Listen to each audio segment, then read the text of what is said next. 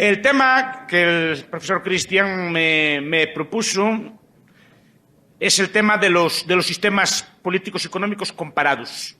O sea, básicamente comparar el capitalismo y el socialismo. Y después el tema de cuál es la forma política pues, más adecuada para promover uno o el otro. ¿Cuál es, de entre las distintas formas políticas que existen hoy en día? Ya se olvidó el estudio de las formas, pero las formas siguen siendo relevantes. ¿Cuál es la forma política? ¿Democracia, autocracia, dictadura, monarquía? ¿Cuál de las formas es la más adecuada para promover el desarrollo económico? ¿Cuál es la forma más adecuada para promover estos valores? Entonces, es un debate a ver qué podemos sacar de aquí. Yo, básicamente, no traigo una conferencia muy larga. Voy a traer una serie de puntos y después vamos a discutir. Bien.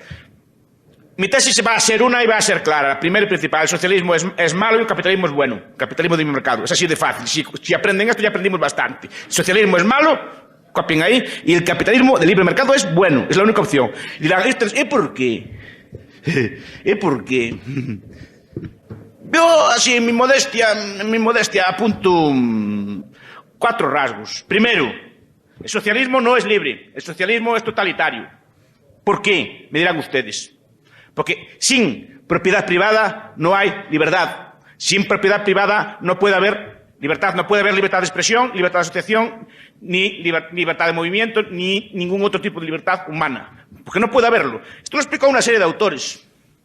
Estoy pensando en un libro célebre, que es El camino de servidumbre de Friedrich von Hayek, un libro clásico que apunta a este tema, explicando que incluso el socialismo, y cuando habla de socialismo, habla de todos los tipos de socialismo, no solo del socialismo marxista, sino de la socialdemocracia, del intervencionismo y todas las formas, digamos, que incorporan algún tipo de coacción institucional sobre los seres humanos y que impidiendo a los seres humanos comerciar o actuar libremente entre ellos. Hayek, El camino de servidumbre, Wilhelm Röpke, en La crisis social de nuestro tiempo, o por ejemplo en la obra de Mises, por ejemplo, el liberalismo, o por ejemplo en la obra de Gottfried Tietze, es un autor alemán emigrado a Estados Unidos también, que toca este tipo de temas. ¿Y por qué no puede haber libertad en el socialismo? Porque la libertad, señores, libres somos todos. Dentro del interior de nuestras mentes, dentro del interior de nuestras cabezas, todos somos libres. En nuestras ideas, en nuestra propia persona no puede mandar nadie. Interiormente, internamente, cada uno de nosotros tenemos las ideas que queremos. No hay forma de evitar. Lo que sí se nos puede impedir es expresarlas. Lo que sí se nos puede impedir es llevarlas a cabo. Y para eso, para poder llevarlas a cabo, para poder expresarlas, sí que necesitamos de libertad. Sí que necesitamos de propiedad privada. Es decir, la libertad, la expresión de la libertad requiere siempre de una base material. Quiero decir, para poder expresar la libertad necesitamos pues, un medio de comunicación, necesitamos de papel, necesitamos de tinta, necesitamos de una imprenta, necesitamos de una logística de distribución, o sea, necesitamos de bienes materiales.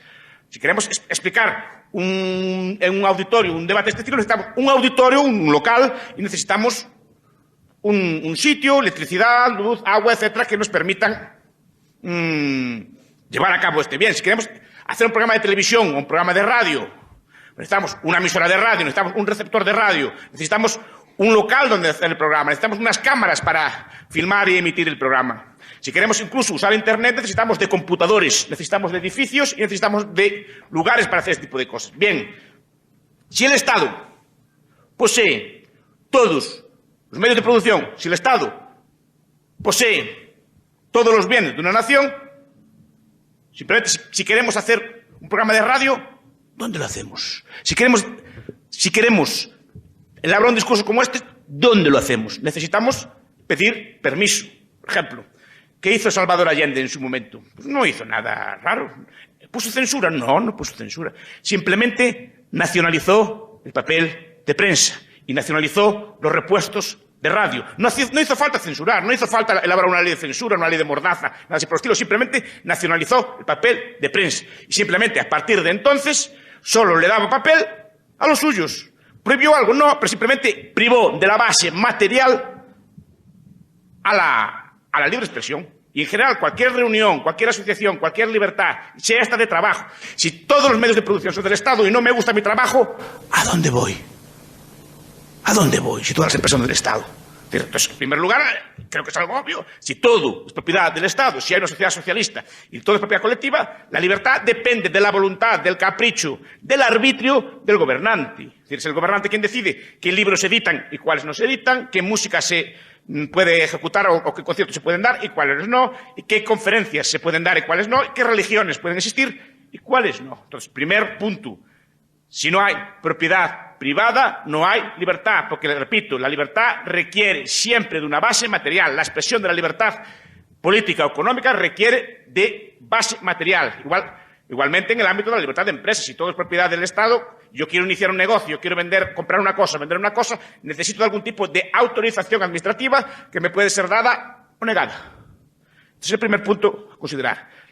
El socialismo no puede ser libre, porque desde el momento que ustedes tienen que pedir permiso para hacer algo, no son libres. Segundo punto. El socialismo es explotador. Y el capitalismo no. Sí, en el sistema capitalismo, después hablaré de esto, el socialismo es explotador porque tiene que ser explotador. A ver, supongamos, cuando un socialista o un marxista critica el sistema de mercado, no lo critica por el fin que le da el dinero. Es decir, cuando, por ejemplo, Bill Gates, por ejemplo, dedica buena parte de su dinero a la caridad, a la investigación en medicinas o a la investigación en ayuda a los pobres. Dedica buenas sumas de dinero. Pero a Bill Gates no se le critica, por eso le dicen, no, es que el origen de su dinero está en la explotación. Que después lo gaste bien o lo gaste mal es indiferente. Es decir, para el marxista es indiferente cómo el capitalista gaste el dinero.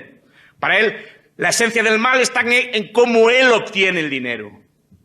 Supuestamente, entre comillas, pagándole algo menos de lo debido a los trabajadores. Eso es falso. Primero, el mercado libre y restricto, bueno, después hablaré de esto.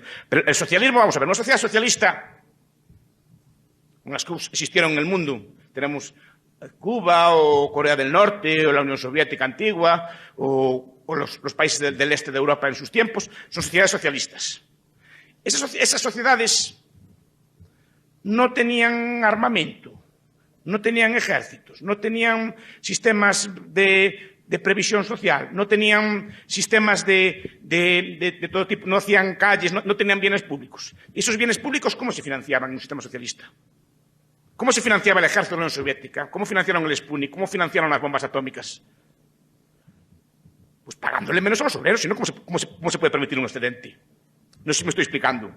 Para que un país socialista tenga excedente para hacer determinados bienes, diplomacias, ejércitos, todo tipo de burocracias, todo tipo de gente, es necesario pagarle al trabajador menos de lo que realmente cobra, o menos de lo que realmente vale su trabajo. Si no, ¿cómo podría financiarse todo este tipo de cosas? Como en países socialistas, por definición, no hay impuestos, ya que todo es propiedad del Estado, quiere decir que los salarios que reciben los trabajadores en el socialismo, si se quieren financiar determinados bienes públicos, esos bienes públicos tienen que ser financiados a costa del salario de los trabajadores. No queda otra, que yo sepa, ¿no? Entonces, quiere decir que el socialismo le paga al trabajador menos de lo que él merece, ¿o no? Tiene que ser así por definición. Cosa que en el capitalismo de libre mercado, al no existir bienes públicos o no existir ningún tipo de intervención estatal, el trabajador cobraría siempre, en cada momento lo que él merecería. En el socialismo no, porque hay una explotación forzada de unos colectivos a otros. Es decir, la dacha de Brezhnev, la dacha de Chernenko, la dacha, los palacios que tenían en el Mar Negro, los jerarcas soviéticos, las limusinas, los ZIL, aquellas limusinas enormes que tenían los soviéticos, ¿a costa de quién fueron sacadas? A costa de pagarle realmente al trabajador menos de lo que vale, con salarios forzosos, porque como dije antes, en el socialismo los salarios no son libres. Yo no puedo mudarme de lugar. Si no me gusta mi ciudad, si no me gusta la ciudad de Guatemala, no puedo irme a Antigua. Allí necesito de permiso. Si no me gusta trabajar en mi fábrica, no puedo cambiarme de fábrica. Estoy forzado a trabajar en mi fábrica. Y por el salario que el dictador o el jerarca del Partido Socialista me está pagando. Es decir, cualquier bien público, cualquier bien que disfruten las clases políticas es sacado a costa de la piel del trabajador. No queda otra forma. Y como decíamos antes, si lo que se critica es la forma en que se obtiene, no en que se gasta, el sistema socialista es un sistema explotador, por definición. Además, al fijarse los salarios, no por el libre juego de la oferta y la demanda, no por la voluntad recíproca de ambas partes, sino al ser fijado por una de las partes, hay un sistema de explotación de tal forma que unos trabajadores ganan más de lo que deberían y otros menos de lo que deberían, porque los salarios son fijados políticamente y los que cobran menos están financiando a los que cobran más. No queda otro remedio. El sistema socialista,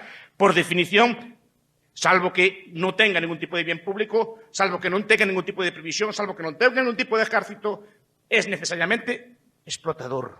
Es más, el sistema más explotador que existe. Mucha diferencia frente a los demás. Tercero, es radicalmente injusto. Por naturaleza. El socialismo es radicalmente injusto por naturaleza. Básicamente porque no da a cada uno según lo que merece. Es decir, cobra lo mismo el que trabaja que el que no trabaja, si es un sistema de igualdad salarial, salvo que empecemos a introducir mecanismos de corrección capitalistas como salarios distintos, incentivos y otro tipo de formulaciones de este estilo. Pero el sistema socialista tiene que ser, por naturaleza, injusto. Tiene que pagarle más. No, cada persona no recibe lo que merece porque no lo sabe, sino que se asigna políticamente los salarios, las recompensas, los premios por méritos pues, de afinidad política o por méritos de otro estilo. Pero, de luego, no responde a que las demás personas piensan que merece, sino que responde a algún tipo de decisión política. Entonces, el socialismo es injusto porque no premia a cada persona según lo que hace, sino que da a todos igual. Y no hay nada más injusto que tratar igualmente a los desiguales. Es como si yo pongo la misma nota a todos mis estudiantes, independientemente de lo que hagan, independientemente de lo que trabajen. Si yo pusiera un aprobado a todos, al que no fue a clase, al que estuvo durmiendo, al que estuvo a la misma nota que al que estuvo en clase trabajando, que se esfuerza, que se levanta a su hora, que cumple con sus deberes, ¿estoy siendo injusto o no estoy siendo injusto? Pues un sistema que premia y recompensa a todos por igual es un sistema, en esencia, radicalmente injusto. Aparte de la injusticia que radica en que los medios socialistas son medios políticos. Es decir, desde el momento en que usar un aparato de coerción, desde el momento en que forzar a las personas a hacer algo, desde el momento en que a las personas no se les permite hacer algo, se está usando violencia ilegítima contra esas personas. Por tanto, es un sistema radicalmente injusto porque no le deja a las personas hacer lo que ellas entienden pertinente en cada momento, sino que hay que forzarlas, hay que coercionarlas, hay que impedirles que se muevan, hay que impedirles la idea propia de planificación, la idea propia de centralización, la idea propia de que hay un plano central, la idea de que hay un consejo superior del plan que decide, es impedir la libertad de las personas. Se trata de que hay una racionalidad por encima de la racionalidad individual a la cual deben supeditarse los individuos. Por tanto, es forzoso, es injusto porque impide a las personas hacer aquello que desean, estudiar lo que desean, vivir como desean, pensar como desean. Es un sistema radicalmente injusto de origen. Y además, y esto, si cabe, es lo principal, el socialismo no puede existir. No es que sea bueno o malo, no puede existir. Es un sistema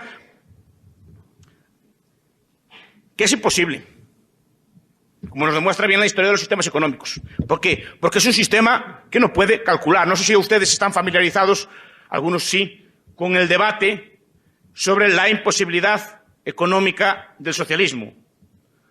En los años 20, un economista, un conjunto de estudiosos, entre los que destaca Boris Brutkus, un historiador ruso, Maximilian Weber, un historiador, politólogo y sociólogo alemán, en un libro, no sé si alguno de ustedes lo conoce, que se llama Economía y Sociedad.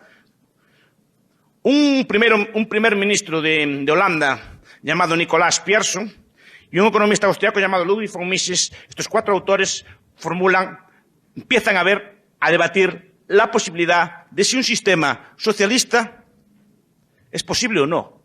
No si es bueno o malo, no si es justo o injusto, sino si puede existir o no un sistema socialista. Y la conclusión es que independientemente, aunque fuera el sistema más ético del mundo, aunque fuera el sistema más explotador del mundo, aunque fuera el sistema más justo del mundo, un sistema socialista no puede existir.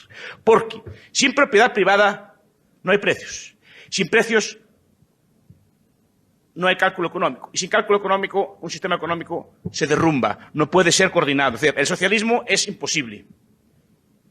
Es imposible. Es un sistema que al impedir la libre actuación empresarial y a impedir la formación de precios, no puede funcionar. Ustedes, cada uno de ustedes, tiene en su cabeza entre 8, 10, 12 o 15.000 palabras. Todas las personas tenemos en nuestras cabezas 8, 10 o 12.000 palabras. Dependiendo de la cultura que tengamos, usamos esas palabras para comunicarnos. Esas palabras nos permiten usar, pedir cosas, hacer acciones y incluso pensar abstractamente. Conceptos conceptos ideales como justicia, como igualdad, como belleza, cosas por el estilo, podemos usarlas porque tenemos conceptos en la cabeza y, por tanto, funcionamos en el mundo con palabras, usamos palabras y conceptos.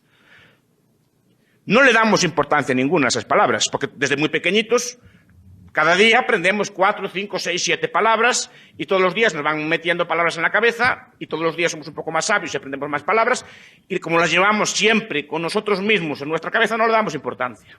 Lo que no le dan importancia ninguna es que igual que tienen 10 o 12.000 palabras, en su cabeza tienen entre 8, 10 o 15.000 precios y no les dieron importancia ninguna tampoco. Porque cada uno de ustedes desde pequeñito, sus papás, sus mamás le fueron diciendo, mire, conceptos como esto, caro, barato, por ejemplo, y se lo va diciendo, es decir, 1 kilo de guacamole cuesta esto, 1 kilo de azúcar cuesta lo otro, un galón de gasolina cuesta esto, una sudadera cuesta esto, y así todos los días, la sal, el azúcar, el aceite, cuánto cuesta una universidad, cuánto cuesta un parqueo, y todos los días van aprendiendo precios nuevos. Y también tienen 10 o 12, 15.000 precios en la cabeza. Sin esos precios, señores, estarían ciegos, no valdrían para nada, no podrían calcular, estarían absolutamente ciegos. No podrían hacer nada de nada, porque buena parte de sus orientaciones, buena parte de lo que a ustedes les mueve, los lleva a andar por el mundo, son precios. Ustedes cuando, por ejemplo, escogen una carrera para estudiar, escogen calculando precios, entre otras cosas, cogen una satisfacción psíquica, pero también calculan, especulan con lo que pueden ganar en el futuro. Calcula, pues bueno, si escojo esta carrera, pues voy a ganar esto y esto y esto, y el trabajo va a ser este y este. Si escojo otra carrera, mi expectativa de ganancia va a ser esta y otra. Y ustedes orientan su mundo por ese tipo de precios, por ese tipo de cálculos. ¿Y cuánto me cuesta esta carrera? Pues me cuesta esto y esto. ¿Cuánto me cuesta este viaje? Esto y esto. ¿Me compensa hacer esto? ¿Me compensa hacer lo otro? Todo se mueve, o buena parte de su vida, se mueve por estas pequeñas señales luminosas que están en sus cerebros que se llaman precios. Sin esos precios no valen ustedes para nada. Entonces, para ir de aquí, por ejemplo, a Antigua, pueden ir de muchas formas. Pueden coger el celular, llamar y que venga un helicóptero a buscarlos. Pueden alquilar una limusina. Pueden ir en carro. Pueden ir en un transporte público. Pueden ir andando. Pueden ir en bicicleta. Según la prisa que tengan, o las ganas que tengan de llegar pronto, por ejemplo, a Antigua, van a usar un medio de locomoción o otro, dependiendo de la urgencia que tengan. Si ustedes están muy, muy enfermos y tienen un ataque, probablemente cojan un taxi, una ambulancia, alquilen un vehículo rápido. Si quieren pasear, igual pueden ir andando, hacer una caminata, pueden ir en bicicleta. Si quieren ir normalmente, pues van en autobús. Si tienen mucha prisa, porque tienen, por ejemplo, una donación de riñón, pueden incluso alquilar un helicóptero. En muchos países, en mi país se hace, si una cosa es muy urgente, la llevan en helicóptero. Dependiendo. ¿Y si no supiéramos los precios? ¿Y si no supiéramos nada de lo que cuestan las cosas? ¿Por qué no llamar a un helicóptero? Entonces miran, no, porque sabemos que es muy caro. ¿Y por qué saben que es muy caro? Porque tienen precios en la cabeza. Todos tienen precios en la cabeza. Ahora, imaginen un mundo sin precios. O un mundo con los precios mal puestos. Como hacían en Polonia. Polonia, por cuestiones políticas, el pan era más barato que el trigo. Dirán, que bien, que social era el gobierno polaco comunista. Bueno, ¿qué creen que comían los cerdos en Polonia? ¿Pan o trigo? Pan. Y no es un despilfarro darle pan fresco a los cerdos. Es decir, que a este tipo de desbarajustes se llegaba porque no había precios. Y como no hay precios, no hay ningún tipo de racionalidad. Y este es el problema. Entonces, las sociedades socialistas se derrumbaban por falta de precios. Solo hubo un experimento, que yo sepa, a gran escala de abolición total del mercado, de abolición total de los precios. Fue el llamado comunismo de guerra, de 1918 a 1922, si no recuerdo mal. Instaurado por un economista, por cierto, educado en la escuela austríaca, que se llamaba Bukharin, no sé si alguno lo conoce. Bukharin era un economista, estudió en la escuela austríaca, fue discípulo de von Baberk en Viena, y escribió un libro que se llamaba El ABC del comunismo, que explicaba allí cómo había que instaurar la sociedad socialista. Y lo primero que hicieron en la Unión Soviética, en el año 18, antes de la guerra, curiosamente, no fue culpa de la guerra, antes de la guerra instauraron una colectivización total de los medios de producción y abolieron todo tipo de precios. Bueno, fue la caída de producción más grande datada desde que hay historia escrita. Es decir, nunca hubo una caída de la producción en un país en un año más grande que en la Unión Soviética en aquellos años. Alec Nove, por ejemplo, que es un autor marxista, en la historia económica de la Unión Soviética lo reconoce, y es un autor marxista. Es decir, da los datos de producción del año 17 y los del año 18, por ejemplo, si producía 100 de trigo, se pasó a producir 1. Si producían 100 de algodón antes, pasaron a producirse 2. En cuestión de un año, nunca hubo una situación de caída tan grande de la producción como aquel año. Tan grande fue el desastre que Lenin y mismo Bukharin tuvieron que rectificar e instaurar un modelo de política económica que se llama la NEP, la nueva política económica, que más o menos restauró una suerte de mercado. Y esa suerte de mercado, aunque volvió a colectivizar un poco, nunca se volvió, nunca se llegó al extremo actual o al extremo antiguo del socialismo. ¿Por qué? Porque un socialismo puro no puede funcionar. No puede funcionar porque no tiene precios. Y me dirán ahora, me levantarán la mano los marxistas de aquí de esta sala. Y la Unión Soviética no funcionó tantos años. ¿Y cómo hacían los precios en los tiempos de la Unión Soviética? Tantos años como funcionó. Eso lo explicó Gorbachev y sus asesores. Es decir, cuando le preguntaron cómo hacía para poner los precios, decía, fácil. Cogían el catálogo del Sears Roebuck, unos supermercados americanos, y resolvían las ecuaciones. Miraban, ¿saben la propaganda que viene de los grandes almacenes a sus casas? 1 kilo de chiles, 2 quetzales, sudadera, 40 quetzales. Cogían esos precios y los resolvían. Mira qué fácil, decían ellos. O cogían el Wall Street Journal, compraban, miraban las tablas donde venían allí los precios, precio del azúcar, los precios mundiales del azúcar, del algodón, del trigo y tal, miraban aquellas tablas y resolvían las ecuaciones. Resolvían así, resolvían con mercados negros, no sé si saben qué es eso. Mercados negros, es decir, en la Unión Soviética, en los países comunistas, hay mercados negros, la gente compra y comercia por fuera del mercado, y eso servía para poner los precios. Y tercero, con memoria. Es decir, en última instancia, el sistema socialista sigue siendo deudor del sistema capitalista. Es decir, que no lo quiera Dios nuestro Señor, si llegara algún día el comunismo, ustedes se acordarían. Es decir, a día de hoy saben los precios y los tienen en sus cabezas. Si llegara el comunismo, aún se acordarían de que el oro vale más que la plata, de que un carro Bentley vale más que un Fiat, etc. Se acordarían de ese tipo de cosas. Que un viaje en helicóptero vale más que uno en carro, se acuerdan de esas cosas y eso les permite operar cada vez peor. Pero la memoria funciona. Y eso es lo que permitió al sistema socialista renquear. Y sobre todo le permitió renquear la existencia de países capitalistas. Los teóricos del socialismo, algunos de ellos, conscientes de este problema, llegó a proponer que cuando triunfara el socialismo a nivel mundial, dejara a Nueva Zelanda de país capitalista para que pusiera los precios. Porque si no, era imposible. Tienen que dejar en el mundo del comunismo una isla capitalista para poner los precios para los demás. Si no, era imposible. Entonces, el socialismo a nivel global, a nivel total, no puede funcionar. Es imposible. Si quieren, después les anticipo esto. Entonces, ¿qué solución nos queda? Una. Capitalismo. ¿Capitalismo es justo? Es un ecosistema justo porque es el único sistema que se basa en la no coerción.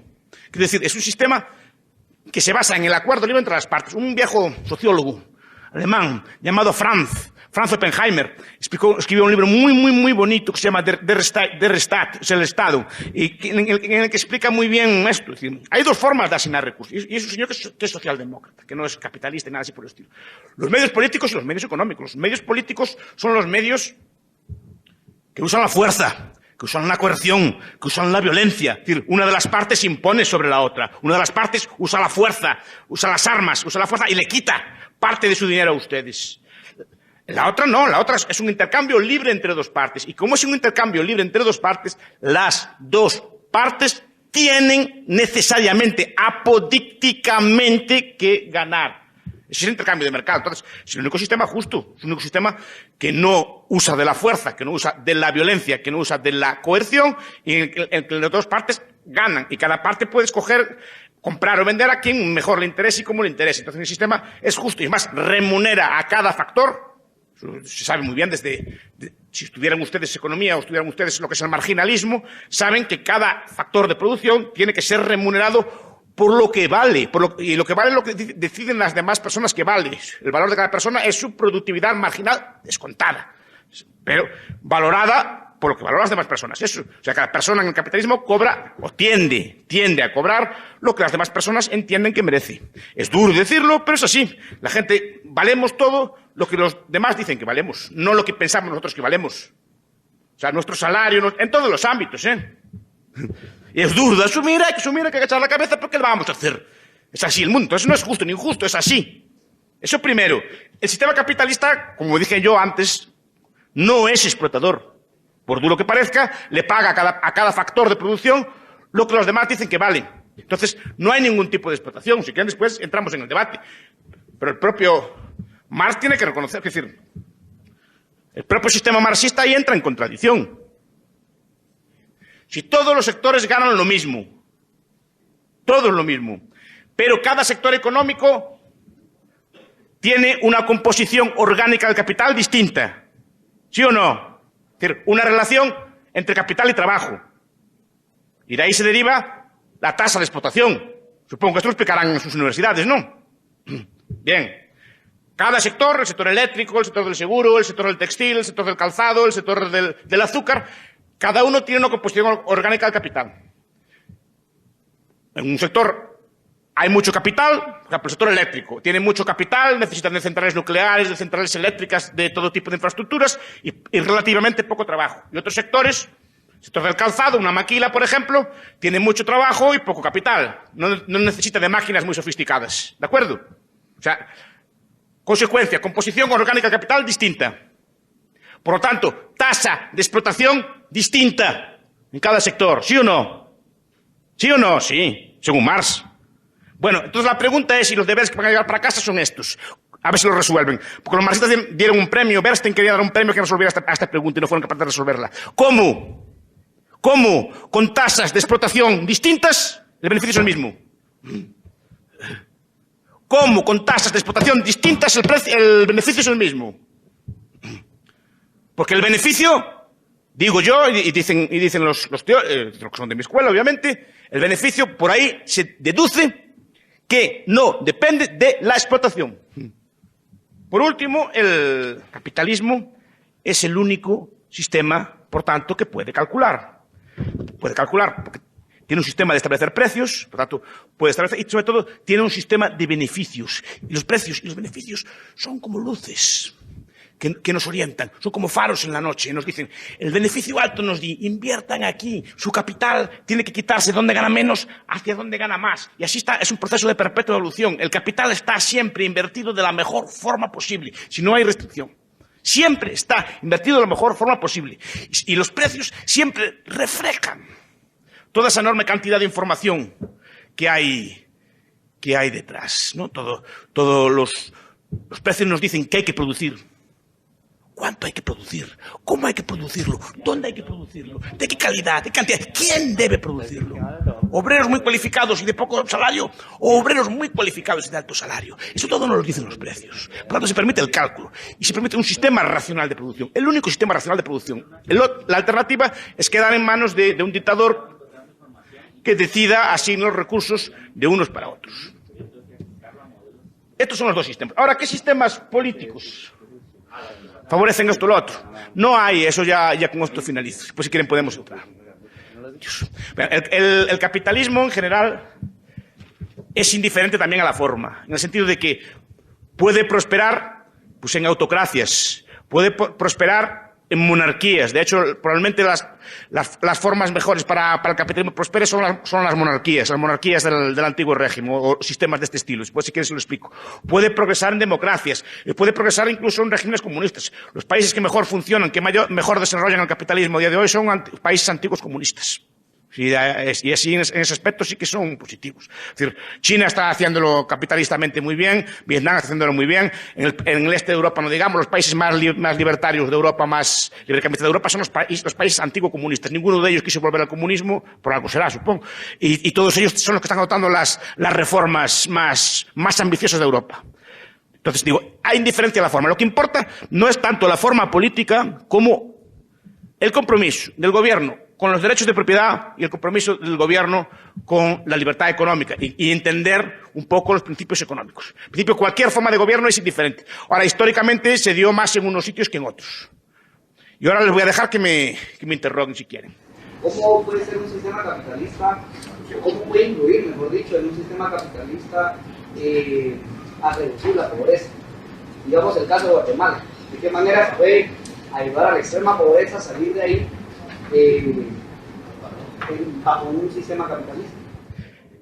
Estamos acostumbrados a entender la pobreza al revés, de que el mundo sea rico y la pobreza sea una casualidad. La población humana vivió miles de años en situación de extrema pobreza. Y eran pobres Inglaterra, era pobre Suiza, eran pobre Francia. En Europa, hasta el siglo XVIII o principios del XIX, había una hambruna cada 20 años. Cada 20 años, con un agravante. Por ejemplo, cuando había hambres en Galicia, en mi tierra, y había comida, por ejemplo, en Alemania, no había forma física de traer la comida de Alemania a Galicia. Estoy hablando del siglo XVIII y para atrás. En el siglo XVIII y XIX, en algunos países, sobre todo en Inglaterra, Francia, Estados Unidos, se empieza a ver capitalismo. Capitalismo quiere decir producción con capital. Lo que diferencia a un país rico de un país pobre es básicamente la dotación de capital por cápita. ¿Qué diferencia a un campesino suizo de un campesino, por ejemplo, Banja Mulenge, de las montañas Mulenge del Congo, que son de las zonas más pobres de la tierra? ¿Qué es lo que lo diferencia? ¿Por qué en Suiza no hay pobreza y en el Congo sí? Porque en Suiza el trabajador suizo trabaja con un tractor Massey Ferguson de 500 caballos. Es decir, su fuerza de trabajo, sus músculos se multiplican por 1000 o por 10.000. Y en un día hace el trabajo de 200 hombres de antes. Por tanto, produce trigo por como 200 veces lo que se producía antes. El trabajador Mulenge, de las montañas Mulenge, sigue trabajando como se trabajó siempre. O sea, de una forma no capitalista, no capitalizada. Se trabaja con un buey flaco, con las manos o con un arado de madera. Por tanto, su productividad es 100 veces menor. Entonces digo, en algunos países de Europa se empezó a trabajar con capitales. Eran países enormemente ahorradores, enormemente frugales, enormemente capitalistas. Capitalizaban, ahorraban y compraban máquinas. Empezaron a trabajar, en vez de con las manos, empezaron a trabajar con máquinas de vapor. En vez de transportar las mercancías con bueyes, empezaron a transportarlas en ferrocarriles. Eso multiplicó su productividad y fue que poco a poco cada trabajador fuera siendo más rico.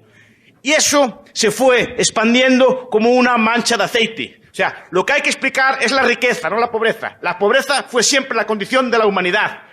La esperanza de vida de 30 años no se superó hasta el siglo XX. Solo con medios capitalistas de producción, ahorro, mercado y cálculo se pudo poco a poco superar esa situación de pobreza y poco a poco la riqueza, la prosperidad se está expandiendo por el mundo. Lentamente, pero está expandiendo por el mundo. La pobreza hoy día es menor que nunca en la historia de la humanidad. Que nunca en la historia de la humanidad. Si quieren me dicen cuándo vivía la gente mejor que ahora. Incluso en los países pobres. Fíjese lo que estoy diciendo. En cualquier aspecto. Les digo, la única solución es esta. Ahora, el socialismo, miren, pongo un ejemplo. Miren, tenemos a Cuba. Cuba, año 1958. Pueden contrastarlo si tienen internet, en cualquier tableta o cualquier cosa así. Año 58, estadísticas de la ONU. ¿Saben qué renta tenía Cuba? La de Francia y la de Austria. Tenía el doble de renta que Italia y el doble de renta que España. En el año 58. Hoy en día, miren, pues sí, está compitiendo con Honduras por los últimos puestos. A ver cuál es el país más pobre de América Latina. Ese es el logro del socialismo. Cogen en cambio al revés. En el año 60, Sudán y Corea del Sur tenían exactamente la misma renta. Pueden contrastarlo también. Sudán siguió como estaba. Corea del Sur abrazó el capitalismo más o menos salvaje. Multiplicó la renta por 30 y el otro quedó como estaba. Ahora Corea del Sur tiene la renta de Italia o de España y Sudán sigue igual que estaba. Esa es la solución a la pobreza. Ya sé que es muy simple lo que estoy explicando. Necesito más tiempo. Esta es la solución a la pobreza y no hay otra solución a la pobreza. Capitalismo, ahorro y trabajo duro. No hay otra cosa. Yo también considero que el socialismo probablemente no pueda ser funcional. Pero también hay que recordar que lo que hemos visto fueron experimentos de socialismo. O sea, el socialismo no se le ha dado la oportunidad o no ha podido desarrollarse a nivel mundial. O sea, es como la historia nos ha demostrado que todos los sistemas de producción tienen un periodo de transición. Tal vez usted considera que el capitalismo es eterno, pero lo que hemos visto es que ha habido evolución, o sea, la sociedad evoluciona, el ser humano evoluciona, y siempre evoluciona a algo mejor, algo superior. Entonces usted comenta que el capitalismo es justo, no es explotador, pero recuerde que acá en los países latinoamericanos, España especialmente, Inglaterra, en el siglo XV, XVI, o sea, para poder evolucionar Europa y llegar a ser el sistema que hoy es el capitalismo como tal, tuvo que coercionar a los países latinoamericanos, tuvo que violentar a los países latinoamericanos, ¿verdad? Toda la riqueza que había acá, el oro, la plata, fue llevada a Europa y a raíz de eso ellos pudieron financiar sus propias empresas y pudo evolucionar el sistema capitalista, que hoy lo vemos 2012, ¿verdad? O sea, estamos viendo el capitalismo 2012, pero no vemos el origen del capitalismo, cómo se dio en esos años, en el siglo XV, XVI, ¿verdad? Otra de las cosas que quería comentar era cuál es entonces el valor del trabajador, cuánto vale el trabajador. Porque, por ejemplo, aquí en Guatemala, dígame si no hay explotación o qué es lo que uno quiere, qué es lo que quiere el guatemalteco, qué es lo que quiere el trabajador. Vivir bien, tener un sistema de salud o tener un salario mínimo que no le permite ir a un médico, que no le permite satisfacer sus necesidades básicas, por lo menos. Y eso el capitalismo no lo da. Otra cosa, las empresas te hacen trabajar de lunes a domingo. Te hacen trabajar de lunes a domingo porque yo he trabajado en ese tipo de empresas, ¿verdad? Donde te pagan horas extras. Pero ¿qué es lo que quiere uno como persona, como trabajador? Uno no quiere estar ahí metido de lunes a domingo, ¿verdad? O sea, tiene que haber parte de recreación del trabajador, ¿no? O sea, que el trabajador también, su fuerza de trabajo, la reponga en horas de descanso, ¿no? No todo va a ser trabajo.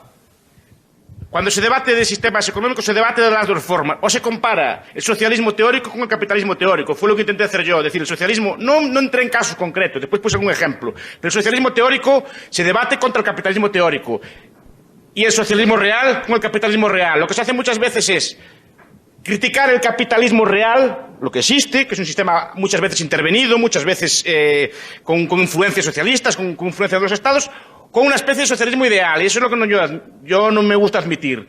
Muchas veces nos critica al capitalismo real desde parámetros utópicos e ideales. No.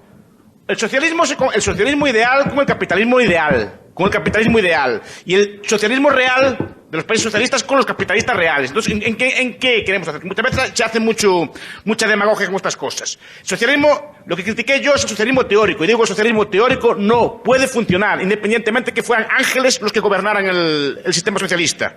¿No? Y no puede funcionar por lo que estuve diciendo, por el cálculo, porque un sistema socialista que tenga cualquier tipo de ejército, que tenga cualquier tipo de aparato estatal, necesita necesariamente explotar al trabajador. Es el primero. Entonces, comparemos uno con uno. Y cuando me resuelvan el problema del cálculo, cuando me resuelvan este tipo de cosas, podemos empezar a hablar. Y eso vale para cualquier forma socialista, angélica, tiránica o lo que sea. Dos, la idea de que los países capitalistas se hicieron ricos por las colonias no es correcta.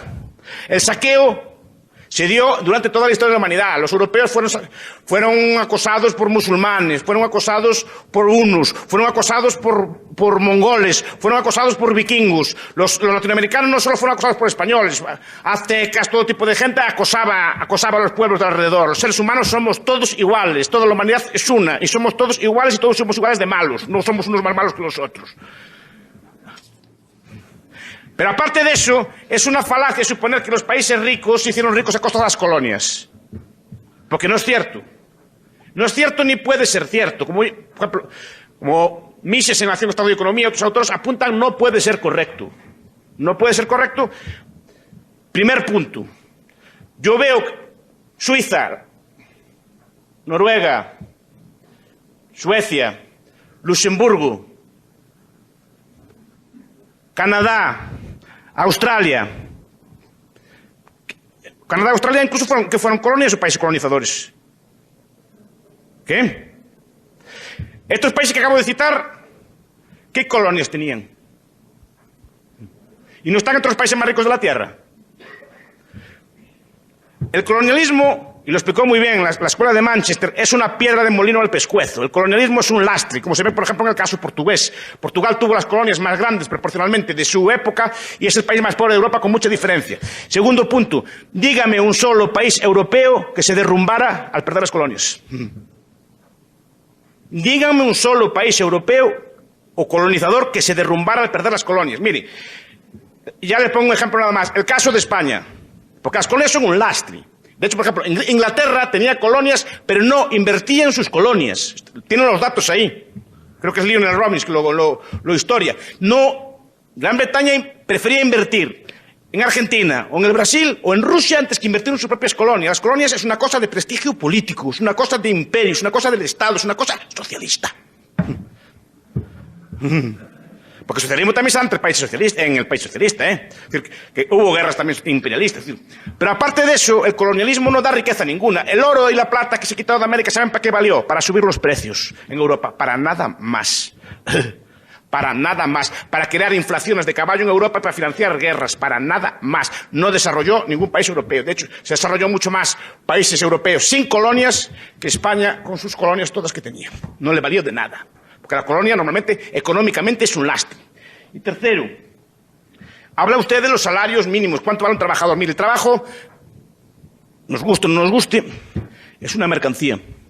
Ustedes mismos lo valoran como mercancía. Ustedes cuando escogen entre un taxi y un autobús están valorando el trabajo de ese trabajador. Está diciendo si valoran o no el trabajo de manejar un carro o no. Entonces, ¿un trabajador cuánto vale? Vale lo que decide los demás que vale. Si eso cubre un mínimo o no, pues no lo sé.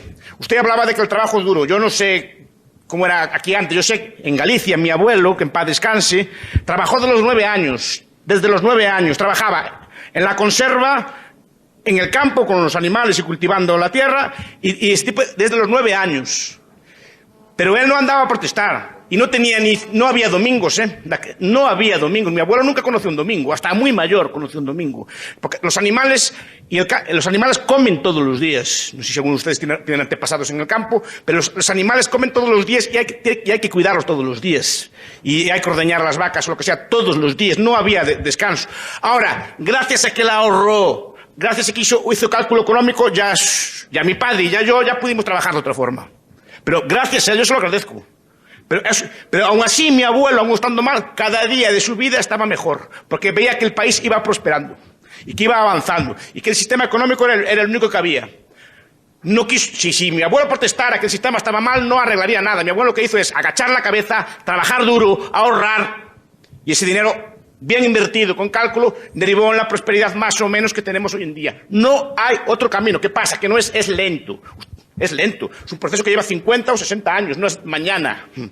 El licenciado nos hizo saber los efectos positivos del capitalismo, pero quisiera que fuera más allá, en el sentido de que si solo miramos los efectos positivos de ese sistema, es como un espejismo, porque solo miramos lo que nos conviene o nos interesa. Entonces, quisiera que nos pudiera decir el otro lado de la moneda, porque ningún sistema es perfecto. Entonces, ¿cuáles son los efectos negativos que tiene el sistema capitalista? No tiene ni puede tenerlos.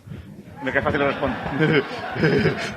No, si quiere después prefiero que me dijera usted alguno que le pareciera mal y después le discutía. Yo no veo ninguno. No veo ninguno por un motivo, porque el capitalismo es un sistema que depende del acuerdo libre entre las partes. Y si las partes se ponen de acuerdo y lo demandan, ¿será que eso es lo que decía la gente? No puede haber efecto negativo ninguno ahí. Parecía como que la receta está lista, pero la pregunta es ¿por qué Guatemala, cuando un tema contextual, digamos, no sale adelante si vivimos en un sistema capitalista? Les aconsejo que miren un índice, que es el índice Heritage de Libertad Económica, a ver en qué puesto está de Guatemala. Miren, hay un índice, lo buscan en internet, que se llama Índice de Libertad Económica, que mide todos los aspectos de libertad económica, no solo el capitalismo, por ejemplo, las regulaciones. O sea, ¿cuántos trámites necesitan ustedes antes de abrir un negocio, por ejemplo? ¿Qué seguridad tiene la propiedad? O sea, su propiedad puede ser expropiada a voluntad o no, etcétera. Todo un conjunto de normas, impuestos, regulaciones, trabas, etcétera. Y verá que Guatemala está entre los países menos libres del mundo. Y mire, pero no solo por capitalismo, no. El capitalismo aquí es un capitalismo fuertemente intervenido. Y cuanto más intervenido está, menos se le deja. O sea, pero comparen, contrasten los datos. A eso, digamos, el desarrollo académico, intelectual, científico debe ir más allá de recetas, establecer realmente las líneas que nosotros como ciudad, como país, nos lleven a ese desarrollo, porque hemos venido con esta, digamos, máscara capitalista que hemos tenido durante muchos años en Guatemala, que realmente no nos ha llevado a nada más que la explotación, porque cómo poder construir desarrollo realmente si el 85% del territorio nacional está concentrado en un 5% de la sociedad. O sea, son datos que no nos permiten construirlos y son problemas que no podemos seguir aguantando durante 60 años para que ese desarrollo se dé. Mire, un detalle. Yo tengo amigos aquí, españoles, obviamente. ¿Cómo puede ser que un carro cueste casi un 50% más en un país supuestamente más pobre que el nuestro, que en España? Un carro. ¿Cómo puede costar el mismo carro un 60% más aquí que en otros países? ¿Cómo puede costar cualquier bien de consumo importado un 60% más que en mi país? Por unos aranceles y un intervencionismo brutal. Eso no es capitalismo, eso los empobrece a ustedes todos. Por ejemplo, les dificulta tener carros, por ejemplo. Ese tipo de cosas. No puede ser que un mismo automóvil cueste un 60% más aquí. Y es el mismo carro. Porque hay alguien que le mete aranceles en el medio. Diga usted. Acá entre nosotros nunca se hace claro, por ejemplo, ahorita, qué es un capitalismo de libre mercado y qué es un capitalismo en donde hay empresas o sectores protegidos, que es lo que pasa aquí en Guatemala. Todos se cuestionan acerca de la pobreza, de la extrema pobreza en Guatemala, y lo primero que hacen es decir, es culpa de los ricos. Pero hay que dividir y separar, porque hay millonarios que se han hecho millonarios por una idea que tuvieron y que pensaron siendo pobres, viviendo en extrema pobreza. Hay empresas, ustedes van a averiguar el historial de las empresas que empezaron de la nada y por una idea brillante, hoy satisfacen las necesidades de muchos de nosotros aquí, pagan impuestos, les pagan bien a sus empleados, y es una empresa que funciona bajo el libre mercado. Tenemos que analizar las otras empresas que son las protegidas por el Estado, las cuales sí le han hecho daño al país, pero si nos cuestionamos, yo he trabajado con gente que vive en extrema pobreza, y llego al punto a veces en el sentimiento que yo veo como hay gente que tiene tanto y estas personas viven así. Pero si empezamos a pensar en la solución, ¿cuál será la solución? ¿Quitarle la libertad a todos y que todos vivan igual? ¿O que busquemos una sociedad libre de mercado donde todos tengamos la oportunidad de producir, de satisfacer nuestras necesidades y que no sean empresas protegidas? Pero es lo que no se nos enseña, o sea, solo es o capitalismo o socialismo, o ricos o pobres. Pero hay que saber dividir esas dos. Perfecto, no tengo nada que añadir.